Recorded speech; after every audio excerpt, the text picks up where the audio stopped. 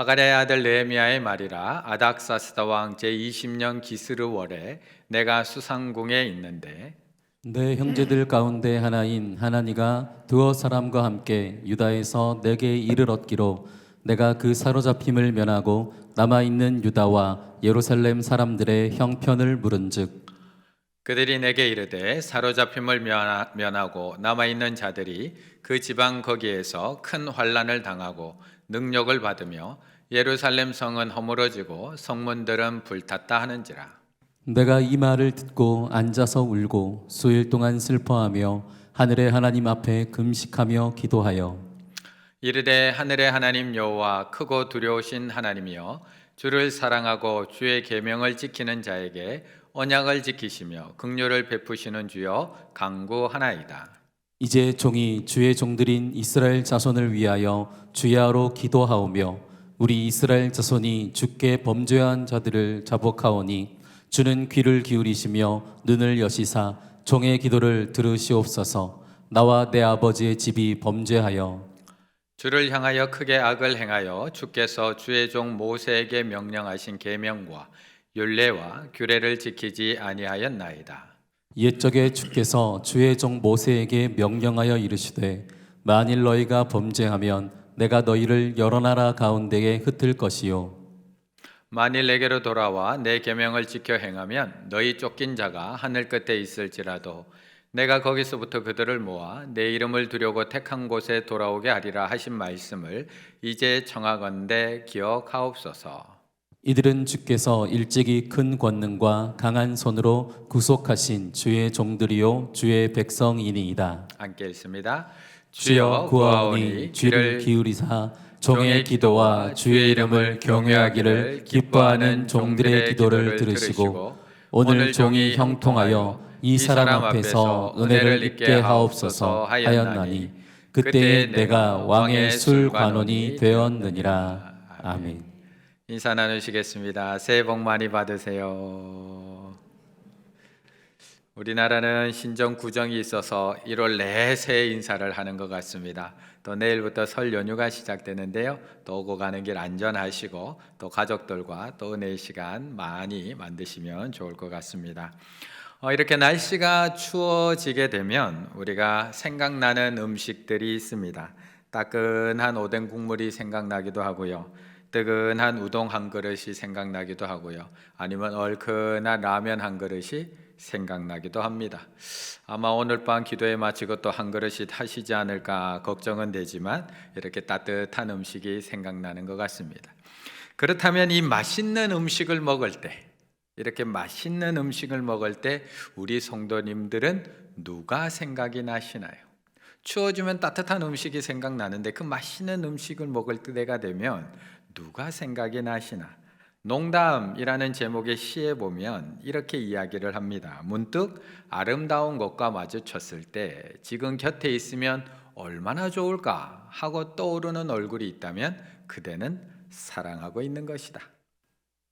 그윽한 풍경이나 제대로 맛을 낸 음식 앞에서 아무도 생각나지 않는 사람, 그 사람은 정말 강한 사람이거나 아니면 진짜 외로운 사람이다. 종소리를 더 멀리 보내기 위하여 종은 더 아파야 한다. 맛있는 음식을 먹을 때 누군가 생각나는 사람은 참 행복한 사람인 것 같습니다. 아니, 그보다 그윽한 풍경을 볼 때 누군가에게 그리워지는 사람, 그리움의 대상이 되는 사람은 더 행복한 사람일 수도 있을 것 같습니다. 옆에 분과 한 번 더 인사 나누실까요? 우리 그리운 사람이 됩시다. 우리 그리운 사람이 됩시다. 그런데 참 재밌는 것은 우리의 이런 그리움은 오랜 시간을 함께 시간을 보낸 사람, 아니면 아름다운 추억을 공유한 사람, 아니면 나를 위해서 참 많이 헌신하고 수고한 사람들이 떠오른다는 겁니다. 예를 들면 평생 자식을 위해서 희생해 오신 아버지, 어머니가 생각나기도 하고요. 또 맛있는 음식을 먹을 때면 나를 세상에서 가장 사랑해 주었던 할아버지, 할머니가 생각나기도 하고요. 아니면 때로는 갑작스러운 이별로 인사도 제대로 나누지 못하고 헤어졌던 남편이나 아내가 떠오르기도 합니다. 우리는 그런 대상들을 그리워하고 그런 대상들의 소식 잘 지내고 계시겠지 궁금해합니다. 그런데 오늘 본문에 나오는 느헤미야는 전혀 그렇지 않은 사람들, 전혀 그렇지 않은 사람들을 보고 싶어하고 그리워하고 궁금해하고 있다는 겁니다. 2절의 말씀 같이 읽어보겠습니다. 2절입니다.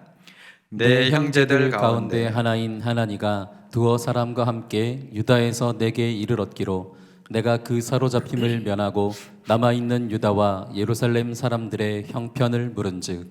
아멘. 우리나라의 여러 가지 말 중에 좀 독특한 표현들이 많이 있습니다. 그 중에 하나가 뭐냐 하면 눈에 밟힌다라는 표현입니다. 우리는 일상에서 참 많이 쓰는 단어입니다. 눈에 밟힌다. 시각을 촉각으로 바꾼 우리나라 말인데 우리나라 사람들은 잘 알아들을 수 있지만 외국인들은 참 알아듣기 어려운 단어가 문장이 눈에 밟힌다. 어떤 곳을 떠나왔는데도 계속해서 그곳에서 떠나지 못할 때 우리는 눈에 밟힌다 라고 표현을 합니다. 눈이 발이 아님에도 밟힌다고 표현하는 것은 모습을 시각이 아니라 촉각으로 느끼는 것을 표현한 것입니다. 자식을 남겨두고 떠나올 때, 부모님을 찾아뵙고 떠나올 때, 떨어지지 않는 발걸음을 떼어놓았을 때 우리는 눈에 밟힌다고 이야기를 합니다. 시각을 촉각으로 바꾼 표현이 언중 말하는 사람의 마음을 아프게 만든다. 사랑하는 사람, 그리운 사람들의 모습을 눈으로 밟고 있는 것처럼 아파하는 것이다. 아마 이번 설 명절 부모님을 만나고 돌아올 때 아니면 자녀들이 왔다가 돌아갈 때 이 눈에 밟힌다라는 문장의 뜻이 무엇인지를 정확하게 알게 될 것 같습니다. 그런데 오늘 본문의 느헤미야는 재미있게도 단 한 번도 가보지 않은 예루살렘을 그리워하고 있습니다. 단 한 번도 가보지 않은 예루살렘을 궁금해하고 있습니다. 그래서 예루살렘을 다녀온 동생에게 그 소식을 묻습니다. 내 형제 가운데 하나인 하나니가 두어 사람과 함께 유다에서 내게 이를 얻기로 내가 그 사로잡힘을 면하고 남아있는 유다와 예루살렘 사람들의 형편을 묻고 있습니다. 사실 느헤미야는 예루살렘에서 태어나지도 않았습니다. 아니요, 태어나지 않은 정도가 아니라 페르시아에서 태어나서 자란 유대인 디아스포라 2세, 아니요 3세 정도 되는 사람입니다. 물론 어려서부터 어머니로부터 아버지로부터 이야기 들었을 겁니다. 교육받았을 겁니다. 너의 뿌리는 이스라엘이야. 너는 유대인이야. 내가 어느 나라 사람인지 끊임없이 듣고 배웠을 겁니다. 하지만 한 세대만 지나도 고국에 대한 마음 그리 깊지 않습니다. 두 세대 지나면 자기 나라 말 잘 기억하지도 못합니다. 그런데 지금 느헤미야는 무려 1600km가 떨어진 유다 사람과 예루살렘 사람들의 소식이 궁금해서 자기 동생에게 묻고 있습니다. 한 번도 가보지 않았는데 그들이 자꾸 눈에 밟힙니다. 한 번도 가보지 않았는데 예루살렘 소식이 궁금합니다. 그런데 우리도 살다 보면 이런 경험을 합니다. 이런 경험을 합니다. 어느 날 우연히 TV를 켰는데 북한 일탈 주민들 이야기가 나옵니다. 채널을 돌리지 못하고 한참을 보게 됩니다. 한 번도 가보지 않았는데 12살 아이가 그 추운 겨울에 두반강을 건너 탈북한 이야기를 듣습니다. 탈북하다가 그만 부모와 헤어진 아이들이 꽃제비가 되었다는 이야기를 듣습니다. 탈북 후에 중국에 숨어 있다가 붙잡혀서 다시 북한으로 송환되었다가 다시 탈출한 이야기. 우리는 그런 이야기를 듣고 있으면 채널을 돌리지 못하고 눈에 밟힙니다. 한 번도 가보지도 않았는데. 지난 1월 6일 날 우리 배동진 선교사님께서 오셔서 라오스에 대한 이야기를 해주시고 가셨습니다. 또 하나 사실은 원고에는 없지만 또 하나 해주고 계신 얘기 있습니다. 우리 찬양팀에 대해서도 얘기해주고 가셨습니다. 예배 끝나고 저하고 저녁에 한 밤 12시까지 차를 마시며 대화를 나누거든요. 야, 충주에 이런 찬양팀이 있을 거라고는 생각을 못하고 왔답니다. 깜짝 놀랐답니다. 우리 키보드 또 드럼, 그분이 또 드럼 전공이시거든요. 라오스에서도 드럼을 학생들한테 가르치세요. 그리고 예전에 신학교 다닐 때 찬양찬 리더도 하셨고 음향 사업도 하신 분이라서 전문가입니다.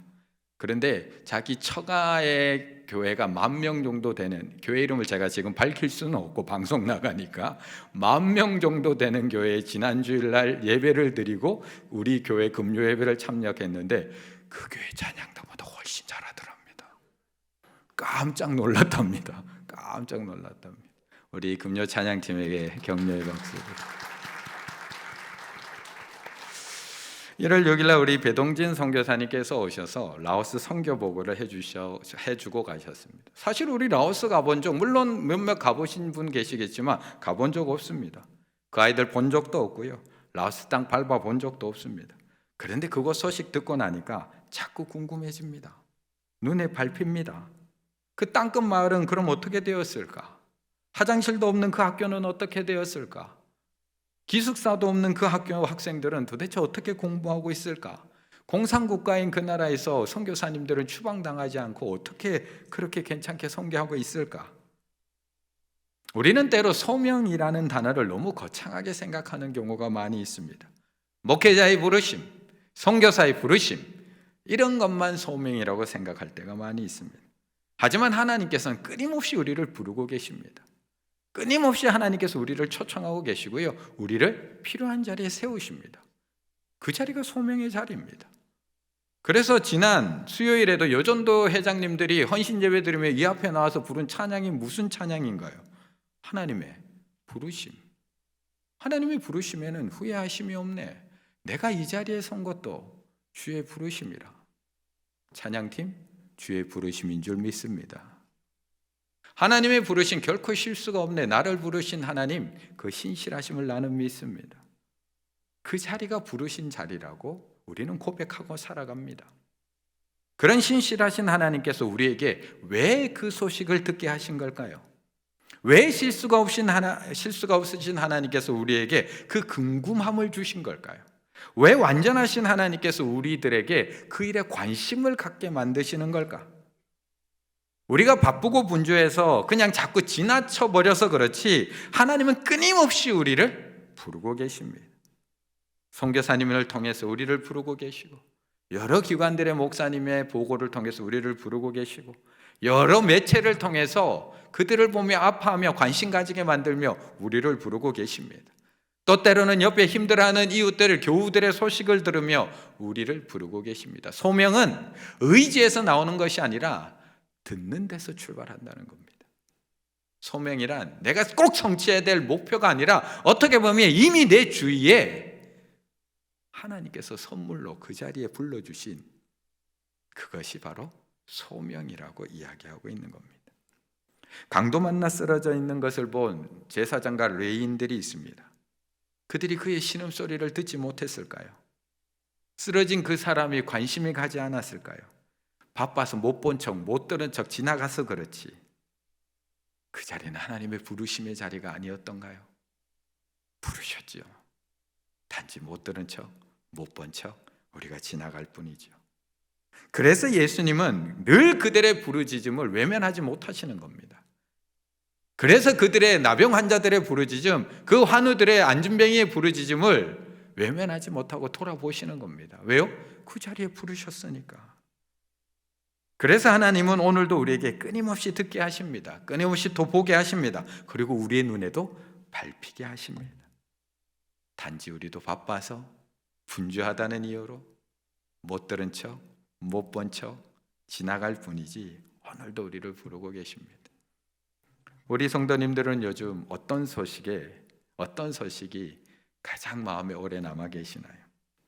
뉴스에서 봤던 소식 중에 요즘 어떤 소식이 가장 안타까우신가요? 힘든 교우들 이야기 듣고 있으면 어떤 교우 소식이 가장 궁금하신가요? 그런데 이런 관심, 우리는 때로 그냥 지나갈 때가 많다는 겁니다. 그런데 우리가 관심 가지기 시작을 하면, 거창한 게 아니라 그 사람에게 관심 가지기 시작하면 어떤 일이 벌어지느냐 하면 그 사람의 아픔이 나의 아픔처럼 느껴지는 일이 벌어지기 시작을 합니다. 공감되기 시작한다는 겁니다. 4절의 말씀 같이 읽습니다. 4절입니다. 내가 이 말을 듣고 앉아서 울고 수일 동안 슬퍼하며 하늘의 하나님 앞에 금식하며 기도하여. 아멘. 모든 사랑의 시작은 관심입니다. 그래서 우리는 누군가가 좋아지고 사랑하게 되면 관심이 생겼다. 나 그 사람한테 관심 생겼어. 라고 이야기를 하는 겁니다. 그리고 만나면 질문을 퍼붓습니다. 어디 사세요? 가족 관계는 어떻게 됐어요? 뭘 좋아하세요? 어딜 가고 싶어요? 어떤 꿈이 뭐예요? 어떤 노래가 좋은가요? 어떤 책을 좋아하시나요? 어떤 선물이 받고 싶고 어떤 색깔이 좋으신가요? 그래서 사랑의 반대말을 미움이라고 하지 않고 무관심이라고 하는 이유가 여기에 있습니다. 사랑의 출발은 관심이기 때문에. 그런데 이 관심이 깊어지다 보면 그 사람의 아픔이 나의 아픔처럼 느껴지고 그 사람의 기쁨이 나의 기쁨처럼 느껴지는 겁니다. 오늘 느헤미야도 관심으로 시작했습니다. 그냥 형편이 어떤지 궁금해서 물었습니다. 남아있는 유다 예루살렘 사람들의 형편을 묻는 것으로 시작을 합니다. 그런데 예루살렘 소식을 듣고 울기 시작을 합니다. 남아있는 자들이 당한 큰 환난, 능욕받음, 예루살렘이 무너지고 성문이 다 불탔다는 소식을 듣고는 울기 시작을 합니다. 그런데 그 울음이 멈추지 않습니다. 그 아픔이 나의 아픔처럼 느껴지는 겁니다. 내가 이 말을 듣고 앉아서 울고 수일 동안 슬퍼하여 하늘의 하나님 앞에 금식하여 기도하며, 우리가 잘 아는 것처럼 느헤미야는 지금 평민 아니거든요. 저들에게 노예 취급받고 살아가는 그런 신분 아니었습니다. 1절에서 이야기하고 있듯이 하가랴의 아들 느헤미야는 내가 지금 어디에 있다고요? 수상궁에 있는데, 느헤미야는 수상궁에 있습니다. 당시 페르시아는 이방 민족들에 대해서도 능력 있는 사람들을 등용하는 정책을 펴고 있었습니다. 물론 이방인이 높은 자리에 올라가는 게 쉬운 일은 아니었지만 불가능한 일도 아니었습니다. 그래서 에스더도 왕비가 될 수 있었습니다. 느헤미야도 술관원이 되어서 지금 수상궁에 머물러 있습니다. 그런데도 느헤미야는 자신의 아픔처럼 수일 동안 울며 기도하고 있습니다. 가장 좋은 성 수상궁에 있으면서도 다 무너진 예루살렘 성 이야기를 듣고는 성문이 불탔다는 이야기를 듣고 울고 있습니다. 이 정도만도 대단한 거 아닌가요? 우리가 어떤 뉴스의 소식을 듣고 어떤 힘든 이야기를 듣고 그걸로 눈물 흘리고 나면 나도 뭔가 그 사람하고 공감한 것처럼 나도 뿌듯해지는 거, 이 정도도 대단한 거 아닌가요? 우리도 전쟁으로 폐허가 된 우크라이나를 기도하면서 이렇게 눈물 흘려주지 못합니다. 우리도 죽어가는 저 북한 아이들의 이야기를 들으면서 기도하지만 수일 동안 울며 금식하며 기도하지 못합니다. 그런데 지금 느헤미야는 수일 동안 울고 기도하며 수일 동안 금식하며 기도하고 있습니다. 그런데 느헤미야의 기도는 여기서도 멈추지 않습니다. 6절의 말씀 같이 읽습니다. 이제 종이 주의 종들인 이스라엘 자손을 위하여 주야로 기도하오며 우리 이스라엘 자손이 주께 범죄한 죄들을 자복하오니 주는 귀를 기울이시며 눈을 여시사 종의 기도를 들으시옵소서. 나와 내 아버지의 집이 범죄하여. 아멘. 느헤미야가 언제 죄를 지었나요? 느헤미야가 예루살렘에 살아본 적도 없는데, 느헤미야가 그 땅에서 이방 신을 섬기거나 죄를 지어본 적이 있는가요? 그런데도 느헤미야는 마치 자신의 죄인 것처럼 회개합니다. 주께 범죄한 죄들을 자복하오니, 자복한답니다. 나와 내 아버지 집이 범죄하였답니다. 아담과 하와의 후손인 우리와는 너무나 다른 것 같습니다. 우리는 늘 하와가 줘서 먹었어요. 뱀이 주어서 먹었어요. 남편이 제대로 가장 역할을 못해서 우리가 이렇게 사는 거예요. 아내가 살림을 제대로 못 살아서 이렇게 사는 것 아닌가요? 라고 남 탓하며 살아가는데, 느헤미야는 자신의 죄라고 자복합니다. 이거 교회의 문제 아닌가요? 목회자의 문제 아닌가요? 중직자들이 열심히 안 해서 그런 거 아닌가요? 우리는 서로 책임 전가하기 바쁜데, 느헤미야는 저들의 아픔이 바로 나와 내 아버지의 집의 죄의 범죄라고 하나님 앞에 고백합니다. 그런데 사실 이것은 느헤미야의 이빨한 소리 아닙니다. 정말 나는 아무런 죄도 없는데 하나님 앞에 감동 어린 기도를 올려드리기 위해서 이 문구를 사용하고 있는 것이 아니라는 겁니다. 지금 느헤미야가 지금 이 글을 쓰고, 느헤미야는 3차 포로기한 때 예루살렘으로 귀환한 사람입니다. 3차 포로기요. 1차가 있었고요, 2차가 있었고요, 3차 포로기요. 물론 하나님께서 느헤미야를 마지막까지 남겨둔 이유가 분명히 있습니다. 남겨두셨기 때문에 예루살렘 성벽이 52일 만에 다시 건축될 수 있었습니다. 하지만 1차 포로 귀환이 이루어진 94년 정도가 지난 지금, 2차 포로 귀환이 14년 정도가 지난 지금, 그는 하나님 앞에 자복할 수밖에 없는 겁니다. 저들은 저렇게 자원해서 달려가서 저렇게 예루살렘 성 다시 재건하려고 저렇게 애쓰고 있는데 나는 지금 수산성에서 뭐 하고 있는 건가? 나는 여기 편하게 앉아서 지금 뭐 하고 있는 건가? 내가 저들하고 조금 일찍 돌아갔으면 좀 나아지지 않았을까? 내가 저들을 위해서 조금 더 일찍 관심을 가지고 소식 듣고 기도하고 신경 썼다면 저렇게 무너지고 저렇게 다 끌려가지는 않았을 텐데, 내가 조금만 더 일찍 하나님 앞에서 그 누구도 탓하지 않고 자신의 죄를 고백하고 있는 겁니다. 지난 화요일에 우리 교회에서 남성교 주간으로 사랑의 쌀 나눔 행사가 있었습니다. 우리 성도님들이 사랑의 헌금으로 모아주신 액수가 올해 735만 원이었습니다. 그래서 남성교회가 그 헌금을 가지고 쌀 245포를 사서 7개 기관, 우리 북한 이탈 주민 세진의 다문화 센터부터 시작을 해서 7개 기관에 그 쌀을 잘 나누어 주었습니다. 춥고 외로운 겨울날, 정말 우리 남성교회와 우리 충일교회 각 기관들이, 부서들이 주님의 사랑을 전할 수 있는 너무 귀한 시간이었습니다. 그런데 그것을 나눠주면서 가만히 생각을 해보면 북한 이탈 주민들, 그들의 죄인가요? 그들의 죄인가요? 우리 세진의 아이들, 우리가 지금 돕고 있는데 누구의 죄 때문인가요?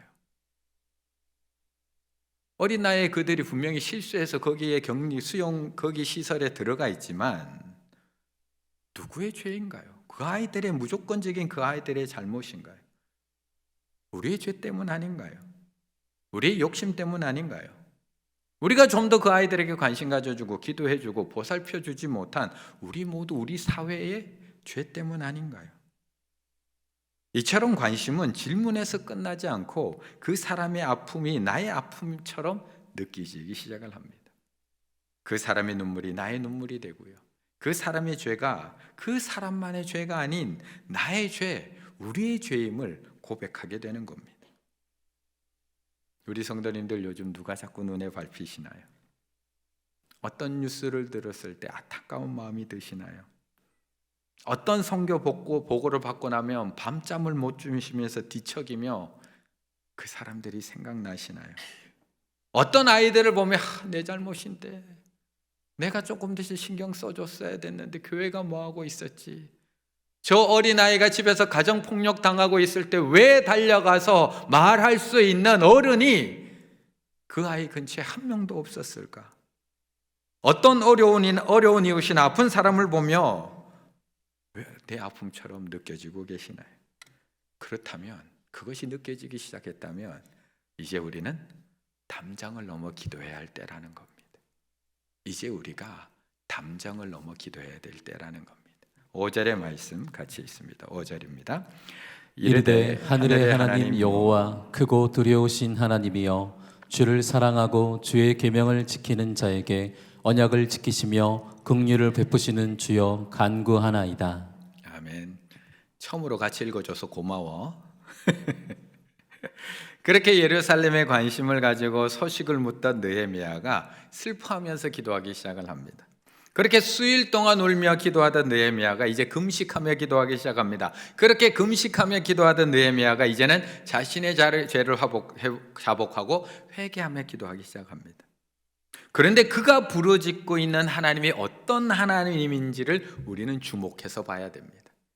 그가 기도를 시작하는데 그가 어떤 하나님에게 기도하고 있는지 4절과 5절에 보면 그가 기도하고 있는 하나님이 어떤 하나님인지를 정확하게 지정해 놓고 있습니다. 하늘의 하나님 앞에 금식하며 기도하여 이르되 하늘의 하나님 여호와 주여 간구하나이다. 성경에 보면 많은 기도와 간구, 부르짖음이 나옵니다. 그런데 그때마다 하나님을 부르는 호칭들이 조금씩 달라지고 있다는 것을 우리는 볼 수가 있습니다. 전능하신 하나님, 위대하신 하나님, 피난처 되신 하나님, 나의 힘이 되신 하나님, 반석이 되신 하나님, 목자가 되신 하나님, 완전하신 하나님, 왕이신 하나님이셔. 오늘 어떤 하나님에게 기도하러 이 자리에 나오셨습니까? 오늘 어떤 하나님을 찬양하고 계십니까? 그런데 왜 이런 수식어가 붙어 있는 걸까요? 그냥 하나님 아버지, 아버지 하면 되는데 왜 이런 수식어를 정확하게 붙이는 걸까? 뭔가 거창해 보이기 위해서, 뭔가 있어 보이기 위해서. 하나님에 대한 호칭은 단순한 수식어가 아니라 내가 기도하는 대상이 누구인지, 내가 간구하는 대상이 어떤 분인지를 정확하게 표현하는 단어가 바로 호칭입니다. 그분이 누구인지를 알아야지 내 기도의 제목이 달라지기 때문에 그렇습니다. 그래서 기도에 있어서 이것이 너무나 중요하기에 예수님께서 제자들에게 기도를 가르치실 때도 그러므로 너희는 이렇게 기도하라, 하늘에 계신 우리 아버지여, 호칭부터 가르쳐주고 계시는 겁니다. 호칭을 가르쳐주셨 이유는 내가 기도하는 대상을 정확하게 아는 것이 무엇보다도 중요하기 때문에, 내가 기도하는 하나님이 어떤 분인지, 내가 기도하는 하나님이 어떤 능력을 가진 분인지를 모르면 어떤 것도 제대로 구할 수 없습니다. 지난 수요일 밤에 저희 딸이 제 폰을 달라고 하더라고요. 제 폰을 줬더니 제 옆에 침대에 이렇게 앉아서 이렇게 계속 뭔가를 검색을 합니다.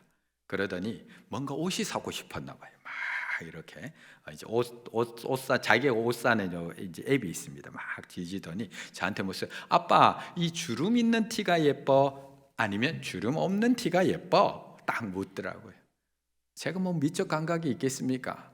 하지만 제가 볼 때는 주름 없는 게 조금 나을 것 같아서 주름 없는 티가 더 예뻐. 아, 그렇지 하면서 한참을 하더니 주문은 안 하고 갑자기 한숨을 푹 쉬며 저한테 폰을 돌려주는 겁니다. 그래서 제가 왜 주문 안 했어, 딸? 그래서 딸이 저에게 이렇게 대답합니다. 아빠 돈 없잖아. 아빠 돈 없잖아. 세뱃돈 받으면 살려고. 왠지 기특하면서도 왠지 씁쓸한 이유는 무엇일까요? 왠지 기특하면서 왠지 씁쓸한 이유. 아빠가 누구인지 정확하게 모르면 구하는 게 달라집니다. 아빠가 어떤 하나님인지, 아빠가 어떤 능력을 가지고 있는지를 정확하게 모르면 구할 것도 안 구하게 됩니다. 내 것만 구하게 됩니다. 어쩌면 우리의 기도가, 우리의 간구가 담장을 넘어서지 못하는 것, 더 확장되지 못하는 것, 더 우리가 믿음으로 온전하게 구하지 못하는 것은 우리가 기도의 대상인 하나님, 그 하나님이 어떤 하나님인지에 대해서 우리가 바로 인식하지 못하고 있기 때문일 수도 있다는 것입니다. 그런데 오늘 느헤미야는 이렇게 기도합니다.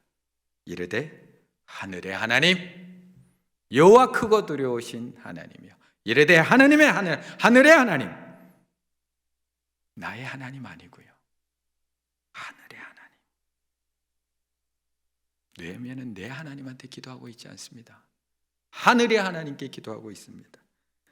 그래서 그 하늘의 하나님은 세진의 아이들의 하나님이기도 하고요, 북한 이탈 주민들의 하나님이기도 하고요, 저 우크라이나 국민들의 하나님이기도 하다는 겁니다. 느헤미야에게 있어서 하나님은 예루살렘 성만 지켜주시는 하나님이 아니라 내가 있는 수산 성도 지켜주시는 하나님이고, 도단 성도 지켜주시는 하나님이고, 요나가 찾아갔던 니느웨 성도 지켜주시는 하늘의 하나님이라는 겁니다. 하나님은 우리 인간만 지켜주시는 하나님이 아니라 하나님의 하늘의 하나님은 온 세상을 통치하시고 만물도 다스리시고 저 만물도 살아나기를 원하시는 하나님이라는 겁니다. 그래서 그는 더 이상 자신만을 위해서 기도하지 않습니다. 자신의 가족만을 위해서도 기도하지 않습니다. 자신과 가족들의 건강과 평안과 행복만을 위해서 기도하지 않습니다. 하늘의 하나님 앞에 다 잡혀가고 남아있는 자들을 위해 기도하고 있고요, 큰 환난 당한 자들, 녹록장한 자들을 위해서 기도하고 있고요. 허물어진 예루살렘 성을 위해서 기도하고 있으며 다 불타버린 성문을 위해서 슬퍼 금식하며 회개하며 기도하고 있습니다. 요즘 누가 계속 눈에 밟히시나요? 이제 설 명절을 앞두고 친지 중에서 어떤 가족이 자꾸 궁금해지시고 어떤 가족이 자꾸 생각이 나시나요? 모두가 가족들 만나고 오러 가는 이 명절, 홀로 계실 누가 갑자기 떠오르시나요? 홀로 외로이 있을 독거 노인 자꾸 눈에 밟히십니까? 어린 동생 데리고 살아가는 누나, 언니, 소년, 소녀 가장 그 아이가 오래 마음에 남으십니까? 전쟁의 고통 속에 추운 겨울을 나고 있는 우크라이나 국민들의 아픔이 나에게 느껴지십니까? 기숙사 화장실도 없는 그곳에서 공부하고 있는 라오스의 친구들의 소식이 자꾸 궁금해지십니까?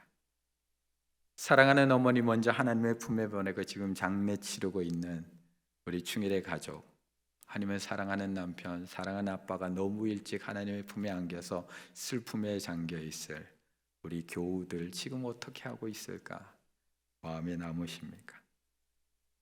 하나님은 느헤미야에게 담장을 넘을 수 있는 마음을 주셨던 것처럼 오늘 우리에게도 똑같은 마음을 허락하고 계신 줄로 믿습니다. 우리의 필요를 하나님께 아뢰십시오.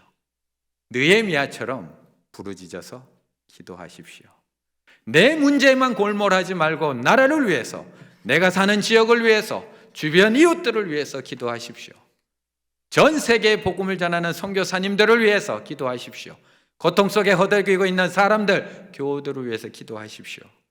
이렇게 기도할 때 우리의 생각이 자라고 우리의 세계관이 넓어지고 또한 우리 또한 세상에 주님과 함께 힘있는 참여자, 기도자가 될 것입니다.